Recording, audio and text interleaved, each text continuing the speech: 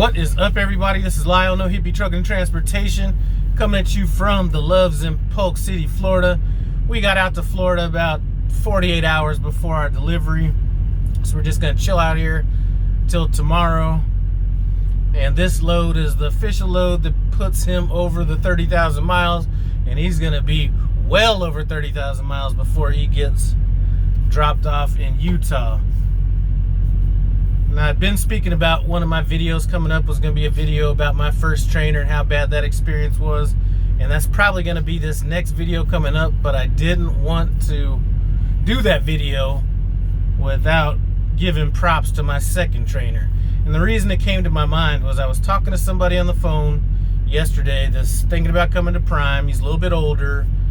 And, we were talking and he was like, hopefully I get a good trainer. And, I think he might have, somehow he said, hopefully I can find somebody I have something in common with around the same age and stuff like that. And that's when I had to kind of pump the brakes, My second trainer that I spent 7 months on the truck with voluntarily was 24 years old. So he was 24 years old. At the time, I was like 50 or 51. I really don't remember. I was either 50 or 51. Doesn't matter. But I was more than twice his age, and I couldn't have asked for a better trainer. Some of the stuff that he taught me, said to me, is stuff that I still live by to this day. And one of those things is me showing up out here 48 hours early. The one thing I can say about my trainer is he was about as humble as they come. If you saw me and my trainer together, you would be thinking I was the trainer. And there was at least a couple occasions, and I could think of one in Georgia. We were parked outside of a Crystal's hamburger place, and somebody comes and walks up and starts asking me about what it's like being a trainer and all this kind of stuff. And a lot of people would jump in and say, I'm the trainer, whatever. He just let the whole conversation go, and I was, that's when I told him, he's the trainer. You know what I'm saying? And he was just that humble. But some of the stuff that he said that I still live by, one of the things is, but Lyle, there's always a spot. You know what I'm saying? And for the most part, that is almost always true. I mean, at night you could drive around and you think about passing up these truck stops because there might not be a spot because you see all these people on the shoulder and off ramps and all this kind of stuff. And sure as everything, if you pull through the truck stop, there's almost always going to be at least a spot.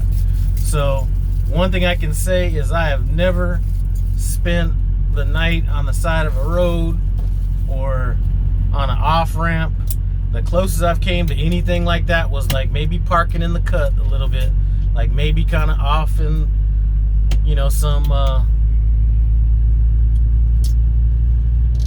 some warehouse district or something like that where I wasn't delivering or anything like that. But that lesson goes through my head every time I'm driving at night worried about parking. But Lyle, there's always a spot. So that's one thing.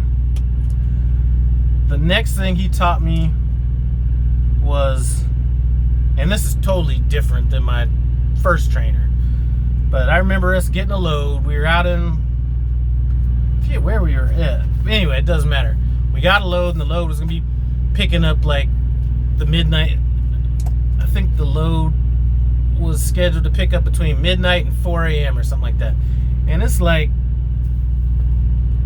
maybe 10 in the afternoon or something like that. So I'm like, yeah, we're about to be ready to chill. And he's like, but Lyle, we don't do windows. You know what I'm saying? He's the type, gets the load, gets out to the load as soon as possible. And I've kind of carried that on. Sometimes you get burnt, end up having to stay for a while, but for the most part, you're able to pick up the load and get on your way sooner than later. So that was a good lesson that he taught me. And the other one he taught me, which is, like I said, is exactly why I'm here now, and it is, Lyle, we get the load there. We don't mess around. You know what I'm saying? So oftentimes I'll be hearing about people, and there's nothing wrong with this, but they'd be driving and they have couple extra days on the load, and they're stopping somewhere doing this and stopping somewhere doing that, kind of lollygagging along the way. And my philosophy, which he's the one that kind of brought it to my attention, is I get everywhere I'm going as early as I can. That could be 3 days early, it doesn't matter, I'm getting there. And I do that for a number of different reasons. He never told me why he did it. It's just something that I took on, but I do it because you just never know what's gonna happen, you know what I'm saying? As a solo driver, a lot of times I'm getting places, you know, like let's say as much as maybe a day early, and I do it because you just never know what's gonna happen, especially in winter. You know, if I was a dispatcher and I had a driver that was out there driving and they may have drove, you know, stop short to bullshit around on a load, and then, you know, down the road there's some traffic that happens or an accident that happens or weather that happens, I'm gonna look back and ask, what happened all this time you could have been driving? That's what I would say as a dispatcher. I'm not sure if that's what dispatchers say, but those are some of the philosophies that he taught me, and the things that I try to carry on. And some of that, like I said, could be overkill. You know, we were never the type, and I'm not the type now, to get somewhere early. You know, I get somewhere early and it's just, you know, at some point I'm just so wore down. Like right now, I'm over 2 months out here. I'm not worried about getting no Uber and doing all that stuff, but, you know, if some people do that, that's great. I get out here and I just chill out, you know what I'm saying? But,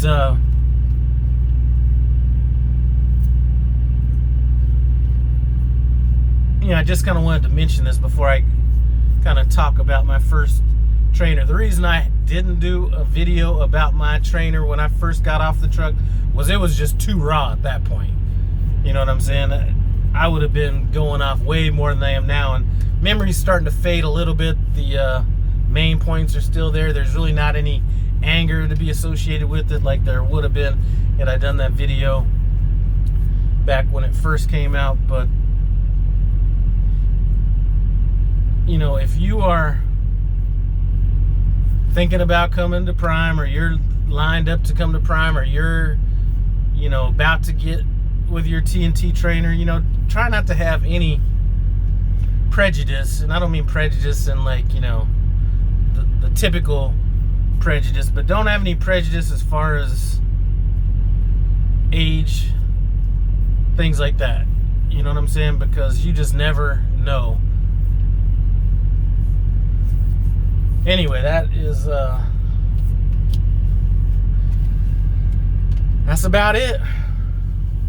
Gonna be chilling here for about another 12 hours. Run out here, fill up this reefer, maybe get some fuel. I'll check and see what it's like out here, and then get ready for this Tropicana load that's coming out of here, because I am not doing no plants or flowers, especially on the last, you know, he's already got his miles. All I'm trying to do is get back to Salt Lake City, so I'm gonna be running out there like it's Warriors, you know what I'm saying? Trying to get back to the home base. So as quick as we can get out there. Maybe I can get that cheap Tropicana load going to California. Drop that shit in Utah. Because you know we're gonna be there early, you know what I'm saying? That's just how I roll. But anyway, about all I gotta say about that. My next video should be about I should wait.